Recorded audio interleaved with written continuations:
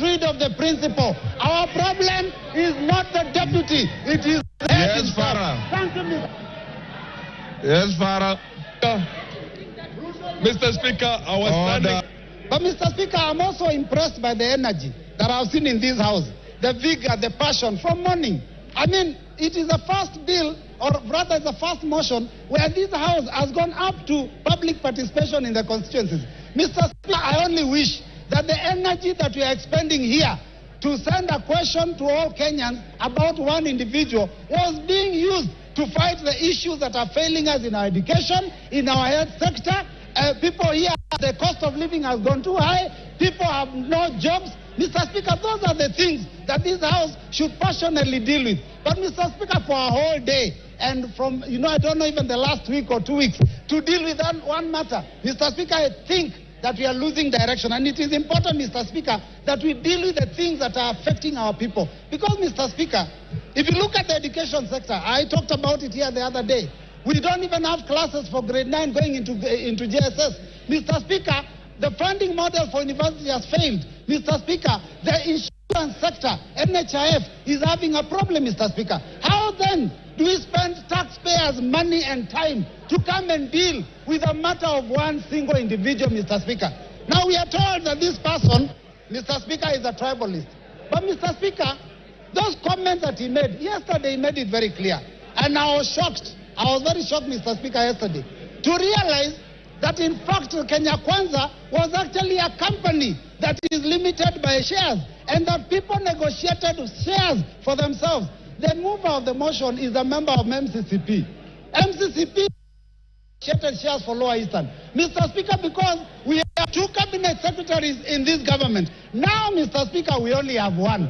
And I'm telling you, Mr. Speaker, actions speak louder than words. The Deputy President may have said that he is a shareholder and there are issues about his community, but if you look at the appointments that are being made in Kenya, then you will realize that the person of the President himself is the one who is the biggest tribalist, Mr. Speaker, because he's appointing people from his own community for every position. Mr. Speaker, if we have to find a situation where a school has failed, you do not fire the deputy principal. You get rid of the principal. Our problem is not the deputy, it is the head Yes, himself. Farah. Thank you, Mr. Yes, Farah. Mr. Speaker, I was standing. Order. Mr. Speaker, Order. Mr. Speaker, Robert Mbui, you are This- normally more decent than that. this is a house of.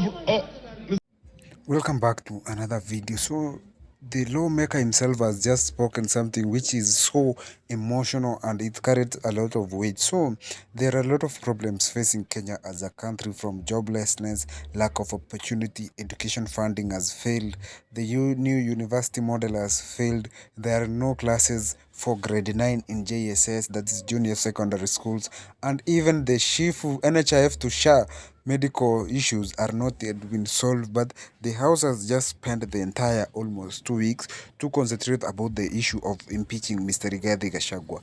What do you think about this whole issue, as this person has said? So Mr. GACHAGUA is being put on notice over a lot of allegations, one of them in being tribal remarks. But when this MPs say that the real problem is that the person who is facing a lot of challenges, or the person who is supposed to be impeached, is the president, because every amendment or every appointment he has been making, it is very tribal. He has selected people from his own community to various government organizations. So there are a lot of issues to be dealt with. But this MP says that when the problem is severe, you don't demote the deputy of the school, you demote the principal. That is it, what this man is putting across. So the motions in parliament has been met with a lot of emotions since morning. There's a lot of things which have been discussed. They carry a lot of weight, they carry a lot of emotional things. Even you have seen these people accusing each other, or accusing the defendant that is very tribal, he has gross violation of office. But Mr. Rigathi Gachagua came out to say no to all allegations, saying that he dismissed every allegation, saying that these things are being merely, or they're just being said in a way that is very tribal, or is just being targeted. What do you think about Mr. Rigathi Gachagua? Make sure you comment down there.